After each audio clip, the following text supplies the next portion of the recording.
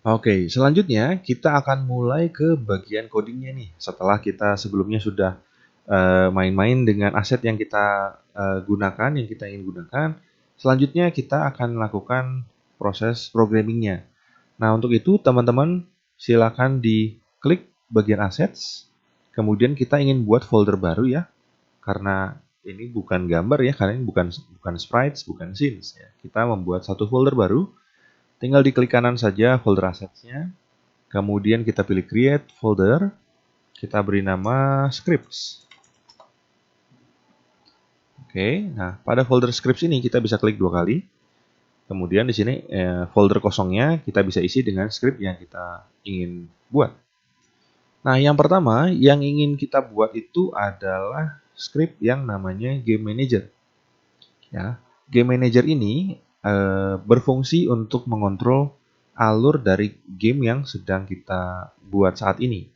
Ya, nah untuk membuat script game manager, kita cukup klik kanan di bagian area kosong ini. Kita pilih create, kemudian kita pilih C# script, kemudian di sini kita beri nama game manager. Nah untuk game manager ini, teman-teman jangan sampai salah tulis ya. Jadi penulisannya seperti ini ya. Huruf depannya huruf besar, kata kedua, huruf pertama dari kata kedua dan seterusnya itu pun huruf besar. Dan tidak boleh ada spasi ya. Jadi tidak boleh game spasi manager ini tidak boleh. Jadi harus nyambung semua. Seperti itu. Ya, nah ini game manajernya sudah terbuat.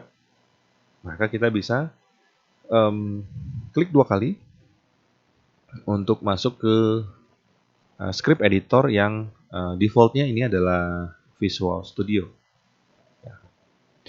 Oke, untuk game manager ini biasanya untuk update dan startnya ini saya buang aja, ya. Saya buang dulu lebih tepatnya karena kita belum pakai. Ya, jadi kita mulai dari kosong seperti ini. Ya. Ini adalah script game manager atau script yang kita gunakan untuk mengatur alur dari game kita. Nah, sebelum kita mengatur alur dari game kita, ada baiknya kita perlu tahu dulu kira-kira di dalam game kita itu nanti ada fase apa saja ya kira-kira ya. Jadi contoh misalnya ketika kita buka gamenya awal-awal, maka yang ditampilkan misalnya adalah main menu saja. Jadi misalnya game overnya saya hide ya, ini ada centang ya di kanan atas nih, kita bisa klik untuk menghilangkan dulu ya gambarnya. Untuk skornya pun saya umpetin. Jadi kira-kira akan tampil seperti ini misalnya. Ya, ini adalah fase pertama. Fase ini misalnya kita beri nama main menu. Kemudian ada fase kedua di mana ketika kita klik tombol tab, maka gamenya dimulai. Maka main menunya akan hilang, kemudian diganti dengan skor. Skornya sekarang muncul nih. Ya, kita main, skornya nambah. Ini adalah fase gameplay, ya, di mana kita sedang bermain gamenya. Kemudian selanjutnya ketika kita menabrak tiangnya atau tanahnya, maka skornya akan hilang, kemudian digantikan dengan game over. Ya, nanti mungkin kita tambahkan tombol retry di sini juga bisa. Ya, nah ini adalah fase ketiga yaitu fase game over. Seperti itu ya. Nah jadi teman-teman untuk game yang lain pun juga sama ya. Ketika teman-teman ingin membuat game, sebelumnya disadari dulu atau dipikirkan dulu kira-kira fase di dalam gamenya ada apa aja gitu ya. Nah balik lagi ke game manager ini, maka sebelum kita menentukan alurnya, kita tentukan dulu ada fase apa saja di dalam gamenya. Nah untuk itu kita buat sebuah enum ya. Jadi ini public class-nya kita tinggalkan dulu, kita enter ke bawah sedikit. Kita tuliskan public enum seperti ini. Nah, kalau teman-teman menggunakan Visual Studio itu akan ada autocomplete-nya ya. Jadi kalau teman-teman salah ketik misalnya jadi enum ya, ini kan nggak ada ya, adanya enum nih. Nah, jadi kita pilih yang enum di sini. Nah, kemudian kita beri nama misalnya game phase, fase gamenya. Kemudian kita ikuti dengan kurung kurawal buka dan tutup ya otomatis di sini. Nah, di sini kita bisa tuliskan fase gamenya akan ada apa saja. Contoh misalnya saya mau ada fase main menu, kemudian ada fase gameplay, Kemudian terakhir ada fase game over, ya, seperti ini. Nah, untuk fase di sini teman-teman juga disesuaikan ya, sama persis namanya, tidak boleh ada spasi. Ya, jadi ada main menu, gameplay, dan game over. Nah, di sini kita mendefine fasenya. Seperti itu. Nah, di bawah, di bagian game manager, kita ingin membuat objek dari si enum ini. Ya. Nah, caranya kita tuliskan public, kemudian diikuti dengan nama fasenya ini, game phase, kemudian diikuti dengan nama variabelnya. Namanya juga biasanya saya beri nama yang sama, ya, game phase. Seperti ini. Nah, teman-teman bisa save scriptnya ini dulu ya sebelum kita lanjutkan. Teman-teman save. Kemudian kita balik lagi ke Unity-nya. Nah, sekarang game manager ini kan adalah script yang tadi sudah kita edit ya. Nah, supaya script ini bisa berjalan di dalam gamenya, maka script ini harus kita attach ke dalam sebuah objek yang aktif di dalam hierarki ini.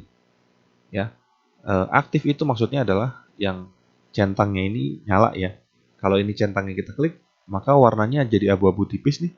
Ini artinya sedang tidak aktif. Ya. Nah, kita harus tempelkan game manager ini ke dalam objek yang sedang aktif. Nah, untuk game manager, kita tempelkan ke dalam objek kosong saja. Jadi kita klik kanan di hierarkinya, kita pilih create empty. Nah, di sini kita beri nama game manager. Nah, untuk nama objek ini boleh pakai spasi ya teman-teman, jadi tidak masalah. Kemudian untuk positionnya saya lebih suka mengganti ini menjadi 000 semua, walaupun tidak wajib ya teman-teman, silahkan dibiarkan angkanya berapapun. Kemudian game manager ini script game manajernya kita drag ke dalam objek game manager. Oke. Nah, sekarang ketika objek game manager ini kita klik, maka akan muncul di dalam inspektornya ini ada bagian game manager script. Dan teman-teman bisa lihat di sini ada game phase. Ini adalah variabel yang kita buat sebelumnya di sini. Ini ada game phase. Jadi kita bisa klik, kita bisa ganti-ganti fase gamenya sesuai dengan yang kita inginkan. Ya, misalnya mau fase gameplay, mau game over, dan seterusnya. Nah, ini biasanya kita gunakan untuk mengendalikan UI dan beberapa elemen lainnya yang ada di dalam game.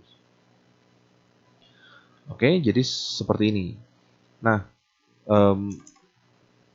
setelah itu, ya kita buat satu function yang namanya start.